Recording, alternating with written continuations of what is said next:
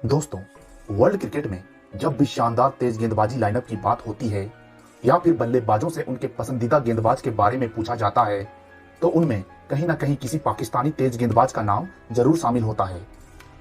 आखिर हो भी क्यों ना, इस देश ने वर्ल्ड क्रिकेट को एक से बढ़कर एक शानदार तेज गेंदबाज जो दिए हैं, जिनमें इमरान खान, वसीम अकरम, वकार यूनुस और शोएब अख्तर जैसे बड़े नाम भी शामिल हैं। इन रफ्तार के सौदागरों के दम पर ही पाकिस्तान टीम ने एक वक्त वर्ल्ड क्रिकेट पर राज किया था।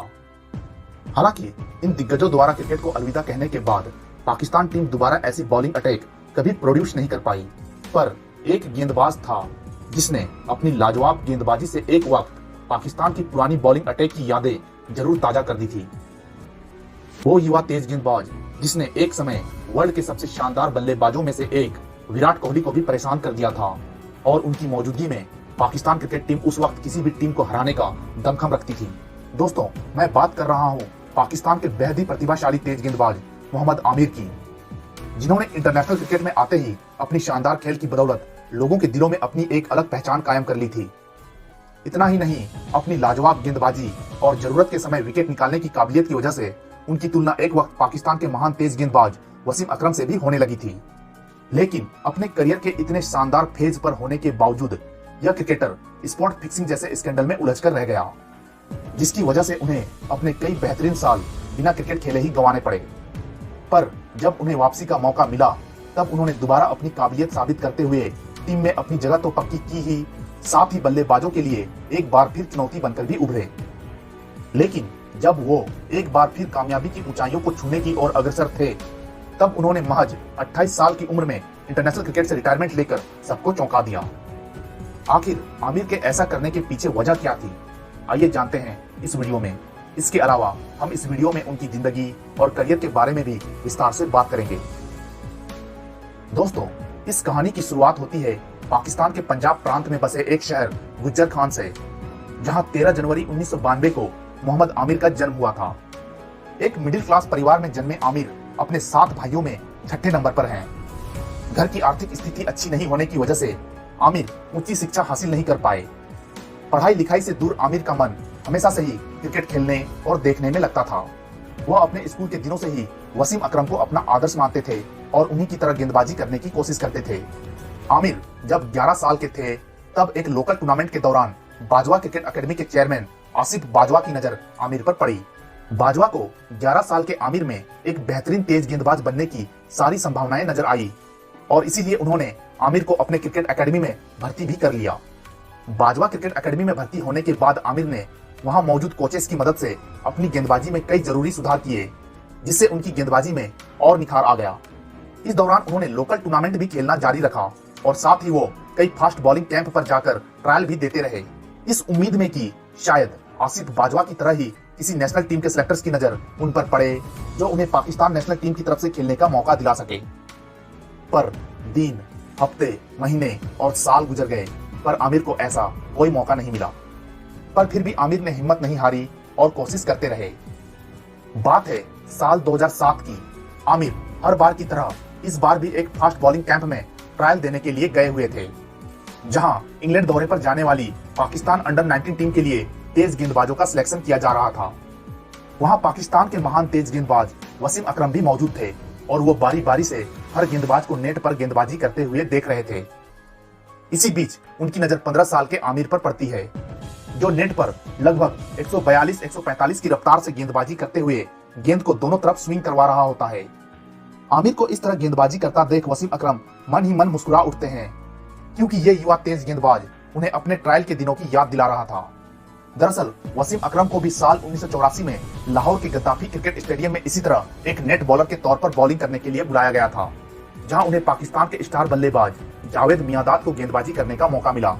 तब वसीम की बॉलिंग स्पीड और एक्यूरेसी देखने के बाद मियांदाद ने पीसीबी से वसीम अकरम को टीम में लेने की सिफारिश की थी और आज वसीम अकरम के सामने भी ऐसा ही कुछ नजारा था। कुछ देर आमिर की गेंदबाजी देखने के बाद आखिरकार वसीम अकरम ने उन्हें इंग्लैंड दौरे पर जाने वाली पाकिस्तान अंडर 19 टीम के लिए सिलेक्ट कर लिया। आमिर का यह इंग्लैंड दौरा उनके परफॉर्मेंस के हिसाब से काफी शानदार रहा। उन्होंने इस दौरे पर खेले गए ओडीआई सीरीज में 16.37 की एवरेज से कुल 8 विकेट्स लिए और टूर्नामेंट के हाईएस्ट विकेट टेकर्स में से एक बने। इंग्लैंड दौरे पर किए गए आमिर के उम्दा परफॉर्मेंस को ध्यान में रखते हुए सिलेक्टर्स ने उन्हें साल 2008 में श्रीलंका में पाकिस्तान, इंग्लैंड और श्रीलंका के बीच होने वाली ट्राई नेशंस ओडीआई सीरीज के लिए भी पाकिस्तान अंडर 19 टीम में जगह दी। आमिर के पास यह एक बहुत अच्छा मौका था अपने आप को नेशनल टीम के सिलेक्टर्स की नजरों में लाने के लिए, और आमिर इसमें अपनी तरफ से कोई कसर बाकी नहीं रखना चाहते थे। बहरहाल टूर्नामेंट शुरू हुआ और साथ ही आमिर का बेहतरीन प्रदर्शन भी। जैसे ही टूर्नामेंट खत्म हुआ और स्टेट्स पर नजर पड़ी तो पता चला आमिर केवल 3 मैचों में ही 11.22 की एवरेज से कुल 9 विकेट्स लेकर एक बार फिर टूर्नामेंट के लीडिंग विकेट टेकर बन चुके थे। उनकी तेज रफ्तार स्विंग गेंदबाजी बल्लेबाजों के लिए जैसे एक चुनौती बन चुकी थी।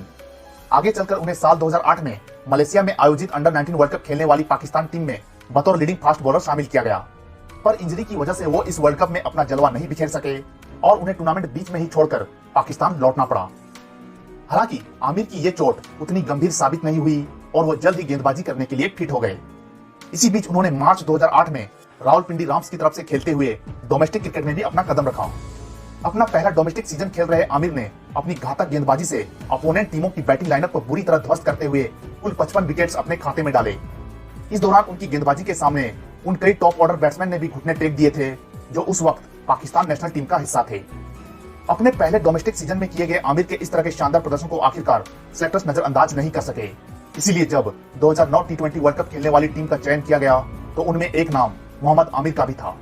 महज 17 साल के आमिर को इस वर्ल्ड कप के दौरान इंग्लैंड के खिलाफ अपना इंटरनेशनल डेब्यू करने का मौका मिला, जहां उन्होंने अपने पहले ओवर की दूसरी ही गेंद पर रवि बोपारा जैसे मंझे हुए बल्लेबाज को आउट करते हुए अपनी पहली इंटरनेशनल विकेट लेने में भी सफलता हासिल की। इस पूरे टूर्नामेंट में पाकिस्तान टीम भी पूरे लय में नजर आई और शानदार प्रदर्शन करते हुए इस साल के वर्ल्ड टी20 चैंपियन का ताज अपने नाम करने में कामयाब रही। हालांकि आमिर इस वर्ल्ड कप में केवल 6 विकेट ही अपने नाम कर सके, लेकिन अपनी रफ्तार और सटीक लाइन लेंथ के साथ गेंदबाजी करने की अपनी अद्भुत क्षमता की बदौलत आमिर इस वर्ल्ड कप में अपनी छाप छोड़ने में जरूर कामयाब हो गए थे। आमिर की काबिलियत को देखते हुए सेलेक्टर्स ने उन्हें श्रीलंका दौरे पर जाने वाली पाकिस्तान टेस्ट टीम में भी शामिल कर लिया। आमिर ने श्रीलंका के खिलाफ गाले में खेलते हुए अपने डेब्यू टेस्ट में भी एक बार फिर अपनी लाजवाब गेंदबाजी का जलवा बिखेरते हुए कुल 6 विकेट्स लिए। इस मैच में आमिर की गेंदबाजी का प्रभाव ऐसा था कि कुमार संगकारा और माहेला जयवर्धने जैसे वर्ल्ड क्लास बल्लेबाजों को भी इस 17 साल के युवा गेंदबाज के सामने रन बनाने के लिए जूझते हुए अपने विकेट्स गंवाने पड़े थे। इसी दौरे पर आमिर ने श्रीलंका के खिलाफ ही खेलते हुए ओडीआई क्रिकेट में भी अपना कदम रखा और यहां भी उन्होंने 3 विकेट्स लेते हुए अपनी साख कायम रखी। साल 2009-10 में आमिर ऑस्ट्रेलिया दौरे पर भी गए और वहां भी उन्होंने अपनी शानदार गेंदबाजी के सिलसिले को जारी रखते हुए ऑस्ट्रेलियन बल्लेबाजों को खूब परेशान किया। मेलबर्न टेस्ट में खेलते हुए तो आमिर टेस्ट क्रिकेट में पहली बार 5 विकेट्स हॉल लेने में भी कामयाब रहे, जिनमें रिकी पॉन्टिंग, माइक हसी और माइकल क्लार्क जैसे दिग्गज ऑस्ट्रेलियन बल्लेबाजों के विकेट्स भी शामिल थे। हालांकि पाकिस्तान को इस टेस्ट सीरीज में 3-0 से करारी हार का सामना करना पड़ा था, पर आमिर अपनी लाजवाब गेंदबाजी की बदौलत एक बार फिर अपना प्रभाव छोड़ने में सफल रहे थे। आमिर का करियर अब पूरी तरह से उड़ान भरने को तैयार था। उनके सामने एक शानदार करियर बाहें फैलाए उनका स्वागत कर रही थी। फैंस के बीच उनकी लोकप्रियता इतनी बढ़ गई थी कि लोग उन्हें दूसरा वसीम अकरम भी कहने लगे थे। फिर आया साल 2010 का इंग्लैंड दौरा, वो दौरा जिसने आमिर की जिंदगी और करियर दोनों को हिलाकर रख दिया था। दूसरे शब्दों में कहूं तो ये दौरा आमिर की जिंदगी का वो काला अध्याय था जिसे आमिर शायद ही कभी याद रखना चाहेंगे। दरअसल हुआ कुछ यूं था, इंग्लैंड के खिलाफ पहले 2 टेस्ट में मिली करारी हार के बाद ओवल टेस्ट में आमिर एक बार फिर लय में नजर आए और दूसरी पारी में 5 विकेट्स लेते हुए पाकिस्तान को इस टेस्ट का विजेता बना दिया। सीरीज का चौथा और आखिरी टेस्ट जो कि लॉर्ड्स में खेला जाने वाला था और पाकिस्तान टीम इस बार भी आमिर से पिछले मैच के प्रदर्शन को दोहराने की उम्मीद लगाए बैठी थी। वहीं फैंस भी इस टेस्ट में एक रोमांचक मुकाबले की उम्मीद कर रहे थे। मुकाबला शुरू हुआ और साथ ही आमिर की घातक गेंदबाजी का सिलसिला भी। इस टेस्ट में आमिर जिस तरह से गेंदबाजी कर रहे थे और उनका जो आक्रामक अंदाज था, उसके सामने इंग्लिश बल्लेबाज बेहद ही लाचार और बेबस नजर आ रहे थे। आमिर की घातक गेंदबाजी का अंदाजा आप इसी बात से लगा सकते हैं कि जब इंग्लैंड का स्कोर 7 विकेट पर 102 रन था तो उसमें 6 विकेट तो अकेले आमिर ने ही लिए थे। हालांकि इतनी अच्छी पोजीशन में होने के बावजूद पाकिस्तान इंग्लैंड को 446 रनों का स्कोर खड़ा करने से रोक नहीं पाई और बाद में अपनी खराब बल्लेबाजी की वजह से इस मैच के साथ साथ सीरीज भी गंवा बैठी। हालांकि पाकिस्तान ये सीरीज तो गंवा बैठी, पर आमिर अपनी शानदार गेंदबाजी के लिए मैन ऑफ द सीरीज का अवार्ड जीतने में जरूर सफल रहे। लेकिन जैसे ही आमिर अवार्ड लेकर बाहर निकले, वैसे ही पुलिस ने उन्हें अपनी कस्टडी में ले लिया। जांच के दौरान पता चला कि आमिर अपने 2 साथी खिलाड़ियों के साथ स्पोर्ट फिक्सिंग के मामले में दोषी पाए गए हैं, जिसके बाद उन पर मुकदमा चलाया गया और उन्हें सजा भी हुई। दरअसल आमिर लॉर्ड्स टेस्ट से पहले मजहर माजिद नाम के एक बुकी से मिले थे और उन दोनों के बीच एक डील हुई थी। इस डील के अनुसार आमिर को उस मैच के दौरान कहे गए ओवर्स में नो बॉल करनी थी। हालांकि शुरुआत में तो आमिर ने ऐसा करने से साफ मना कर दिया था, पर बाद में वो मजहर माजिद के झांसे में आकर ऐसा करने के लिए राजी हो गए। बाद में आमिर को पता चला कि मजहर माजिद ने उनके साथी खिलाड़ी सलमान बट और मोहम्मद आसिफ को भी ऐसा करने के लिए राजी कर रखा था। मैच के दौरान आमिर ने बिल्कुल वैसा ही किया जैसा उस बुकी ने उनसे करने को कहा था। उस मैच में उन्होंने कहे गए उन ओवर्स में ही नो बॉल फेंकी और वो नो बॉल इतनी बड़ी थी कि कमेंटेटर तक हैरान रह गए थे, क्योंकि ये नो बॉल उस गेंदबाज ने फेंकी थी जिसने नेट पर भी कभी नो बॉल नहीं की थी। बहरहाल इन्वेस्टिगेशन के दौरान उनकी ये गलती पकड़ी गई, जिसके बाद उन्हें 6 महीने के लिए जेल की सजा सुनाई गई और साथ ही उन पर 5 साल के लिए क्रिकेट खेलने पर भी बैन लगा दिया गया। ये वाकई में आमिर के लिए बड़ा मुश्किल वक्त था। जब आमिर का नाम स्पॉट फिक्सिंग में आया तब कई दिग्गज खिलाड़ियों ने भी इस पर अपनी प्रतिक्रिया दी थी, जिनमें एक नाम वेस्टइंडीज के महान तेज गेंदबाज माइकल होल्डिंग का भी था, जिन्होंने आमिर के फेवर में बात करते हुए कहा था कि मुझे इस बात का बड़ा दुख है कि एक 18 साल का इतना टैलेंटेड लड़का मैच फिक्सिंग में फंसा है और मुझे पक्का यकीन है कि आमिर ने यह काम खुद नहीं किया है बल्कि किसी ने उससे जबरदस्ती करवाया है। It is so sad, David, an 18-year-old with that sort of talent, and then for him to be getting involved in this. I'm absolutely sure he didn't go looking for anyone. Someone has dragged him into this, and it is so sad. Yeah. बहरहाल जो भी हो, सच बात तो ये थी कि आमिर 5 साल के लिए क्रिकेट से दूर हो चुके थे। हालांकि बाकी खिलाड़ियों की तुलना में आमिर काफी यंग थे, इसीलिए उनके पास पूरा मौका था इंटरनेशनल क्रिकेट में दोबारा वापसी करने के लिए। आखिरकार सितंबर 2015 को आमिर के ऊपर लगा बैन हटा लिया गया, जिसके बाद उन्होंने जनवरी 2016 में न्यूजीलैंड के खिलाफ T20 क्रिकेट में खेलते हुए इंटरनेशनल क्रिकेट में वापसी की। साल 2017 में आमिर को आईसीसी चैंपियंस ट्रॉफी खेलने वाली पाकिस्तान टीम में भी जगह दी गई, जहां आमिर ने भारत के खिलाफ फाइनल मुकाबले में शानदार प्रदर्शन करते हुए एक बार फिर अपने देशवासियों का भरोसा जीत लिया था।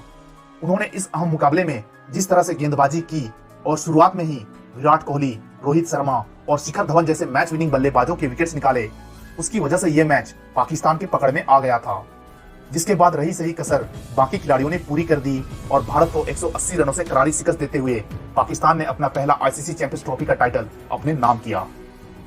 इस मैच के बाद तो बल्लेबाजों के लिए आमिर जैसे एक टफ चैलेंज बन गए थे। इतना ही नहीं, वर्ल्ड के ग्रेट बैट्समैन में से एक विराट कोहली ने तो अपने एक इंटरव्यू में आमिर को अब तक का सबसे बेस्ट और टफ बॉलर करार देते हुए उनकी तारीफ तक कर दी थी।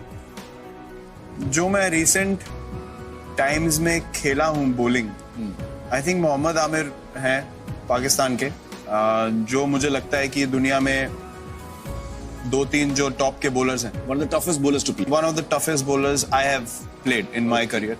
आमिर की सबसे बड़ी खासियत थी कि वो मैच के दौरान किसी भी वक्त विकेट निकालने की काबिलियत रखते थे, चाहे वो मैच का शुरुआती समय हो या फिर सेट बल्लेबाजों को आउट करना। आमिर को इसमें महारत हासिल थी।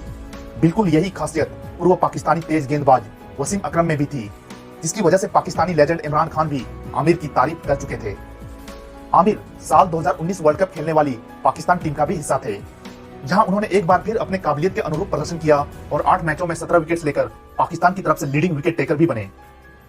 आमिर मैच दर मैच बेहतर से और बेहतर होते जा रहे थे और उनका सितारा एक बार फिर बुलंदियों को छूने की ओर अग्रसर हो चुका था। लेकिन इसी बीच जुलाई 2019 में आमिर ने महज 27 साल की उम्र में टेस्ट क्रिकेट से रिटायरमेंट लेकर सबको चौंका दिया। उनके इस तरह टेस्ट क्रिकेट से रिटायरमेंट लेने से कई पाकिस्तानी लेजेंड्स बेहद नाखुश भी दिखे और इसके लिए उन्होंने आमिर की आलोचना भी की। इसी दौरान आमिर की पीसीबी और साथी खिलाड़ियों के साथ अनबन की खबरें भी मीडिया में आने लगी। इसके अलावा उन्हें कई मैचों के लिए टीम में भी नहीं चुना गया। एक आध सीरीज में उन्हें मौका मिला भी तो आमिर अपने काबिलियत के अनुसार प्रदर्शन नहीं कर सके। ऐसा लग रहा था मानो आमिर के ऊपर किसी बात का दबाव है और उस दबाव की वजह से उनका खेल प्रभावित हो रहा था। एक तो खराब फॉर्म, ऊपर से पाकिस्तान टीम मैनेजमेंट और कोचिंग स्टाफ का आमिर के प्रति खराब बर्ताव, जिसने आमिर को पूरी तरह तोड़कर रख दिया था। आखिरकार हताश और निराश होकर 28 साल के आमिर ने दिसंबर 2020 को फाइनली इंटरनेशनल क्रिकेट के सभी फॉर्मेट से रिटायरमेंट की घोषणा कर दी। उनके इस तरह रिटायरमेंट लेने से कई लोगों को बहुत हैरानी भी हुई और साथ ही कई बल्लेबाजों ने राहत की सांस भी ली। बहरहाल जो भी हो, आमिर के रिटायरमेंट के साथ ही पाकिस्तान क्रिकेट ने एक और सितारा खो दिया था। आमिर की स्टैट्स की बात करें तो उन्होंने पाकिस्तान के लिए 36 टेस्ट मैच खेले, जिनमें उन्होंने 2.85 की इकोनॉमी से 119 विकेट्स लिए, जिसमें उनका बेस्ट 44 पर 6 है। वहीं 61 ओडीआई मैचों में उन्होंने 4.77 की इकोनॉमी से 28 विकेट्स लिए हैं, जिनमें उनका बेस्ट 30 रन देकर 5 विकेट है। इसके अलावा उन्होंने पाकिस्तान के लिए 50 टी20 मैचेस भी खेले हैं और उसमें भी उनके नाम 7 की इकोनॉमी से 59 विकेट्स दर्ज है। इन आंकड़ों को देखने के बाद हम आसानी से ये अंदाजा लगा सकते हैं कि आमिर कितने टैलेंटेड क्रिकेटर थे। एक ऐसा गेंदबाज जो भविष्य में वसीम अकरम की तरह महान तेज गेंदबाजों की सूची में अपना नाम दर्ज करा सकता था, अपने ही देश के क्रिकेट बोर्ड की गंदी राजनीति की भेंट चढ़ गया। आमिर की पर्सनल लाइफ की बात करें तो उन्होंने साल 2016 में ब्रिटिश सिटीजन रही नरजिस खान से विवाह किया है, जिनसे उन्हें 2 बेटियां भी है। बेशक आमिर ने इंटरनेशनल क्रिकेट को तो अलविदा कह दिया है, लेकिन वो क्रिकेट के प्रति अपना लगाव त्याग नहीं पाए, इसीलिए उन्होंने लीग लेवल क्रिकेट खेलना जारी रखा है। वो अब तक कई डोमेस्टिक लीग और फॉरेन लीग का हिस्सा रह चुके हैं। हालांकि ये कयास भी लगाए जा रहे हैं कि आमिर इंटरनेशनल क्रिकेट में दोबारा वापसी करने के लिए तैयार है, पर इस बात में कितनी सच्चाई है ये तो आने वाला वक्त ही बताएगा। तो दोस्तों, ये तो थी पाकिस्तान के बेहद ही प्रतिभाशाली तेज गेंदबाज मोहम्मद आमिर की जिंदगी और करियर से जुड़ी एक छोटी सी दास्तान। ऐसे ही और भी इंटरेस्टिंग वीडियो के साथ आपसे मिलता हूं अपने अगले एपिसोड में। तब तक के लिए बाय।